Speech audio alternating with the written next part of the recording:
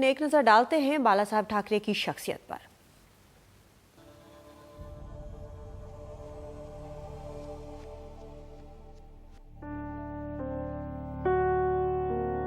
हमेशा एक अलग अंदाज, लेकिन हर बात में एक विवाद। कट्टर हिंदुत्व के सबसे बड़े चेहरों में से एक।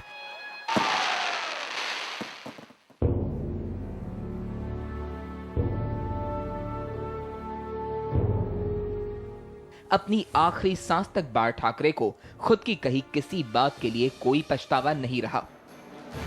त्यांच्या गाडीमध्ये तलवारी असतील, आमच्या गाडीमध्ये तुम्हाला लाठ्या दिसल्याशिवाय राहणार नाही। ये बाळ ठाकरे थे जिनके कट्टर आलोचकों ने भी उनकी करिश्माई छवि का लोहा माना।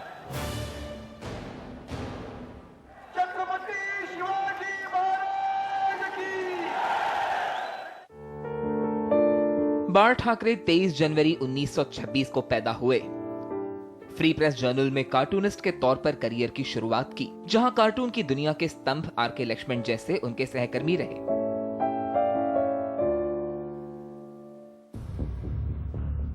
लेकिन इरादे में राजनीति बसी थी। संयुक्त महाराष्ट्र आंदोलन ने मौका भी दे दिया। मराठी पहचान के नाम पर बाळ ठाकरे ने इसे अपनी राजनीति का रास्ता बनाया। ये एकीकृत राज्य और मुंबई को राजधानी बनाने की मुहिम थी, जो जोर पकड़ चुकी थी।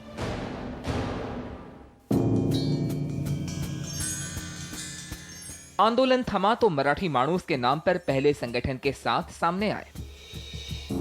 शिवसेना के साथ ही बाळ ठाकरे ने अपने एजेंडे को दूसरी पार्टियों से अलग रखने की शुरुआत कर दी। पार्टी के निशाने तय होने लगे। सबसे पहले दक्षिण भारतीय, फिर गुजराती, मराठियों की नौकरी छीनने का आरोप लगाकर तोड़फोड़ मचाई। लुंगी हटाओ, पुंगी बजाओ जैसे नारों के साथ दक्षिण भारतीय ठिकाने निशाने बनने लगे। Any South Indian institution was to be boycotted because allegation was that South Indians were taking away the jobs of Marathi boys. अगले निशाने पर थे मुंबई के कम्युनिस्ट, जिनका मिल यूनियनों पर नियंत्रण था। इसी दौरान कम्युनिस्ट नेता कृष्णा देसाई की हत्या हुई।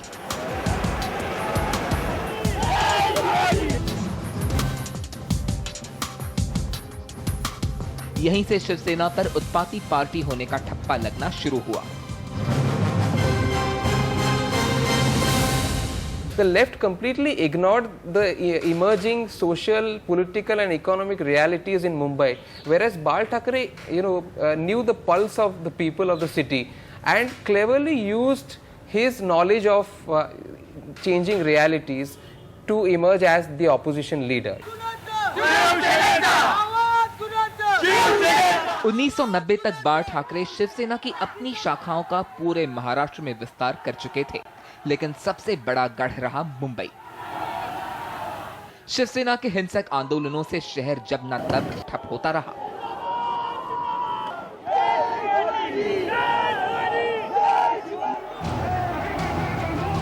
अब तक बाळ ठाकरे हिंदुत्व के कार्ड को पूरी तरह अपना चुके थे। 6 दिसंबर 1992 को विवादित ढांचा गिराने में उनके शिव सैनिक भी बढ़ चढ़कर आगे रहे। इस कांड के बाद चला मुंबई में सामुदायिक दंगों का दौर। अगुवाई करने में शिवसेना का नाम सीधा सामने आता रहा।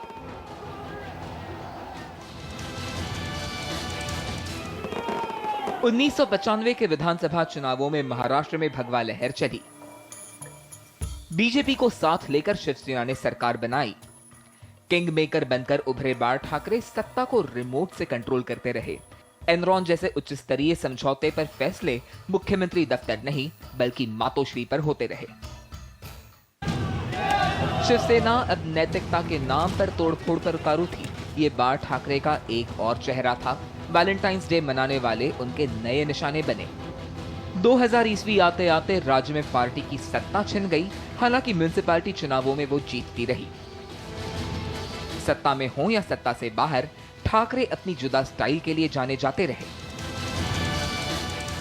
चाहे वो आलीशान ड्रिंक्स का शौक हो या फिर सिगार का। वो क्रिकेट के भी शौकीन रहे। बॉलीवुड पर भी उनकी छाप कम नहीं, इतनी कि उनकी जिंदगी और सियासत कई और फिल्में पैदा कर सकें।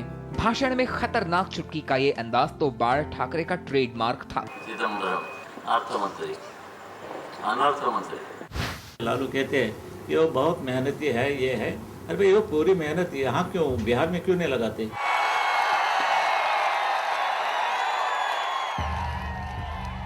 सन 2000 में दंगों के एक मामले में ठाकरे गिरफ्तारी के करीब भी पहुंचे। इसमें पुराने शिव सैनिक रहे एनसीपी नेता छगन भुजबड़ उनके पीछे पड़े बताए गए।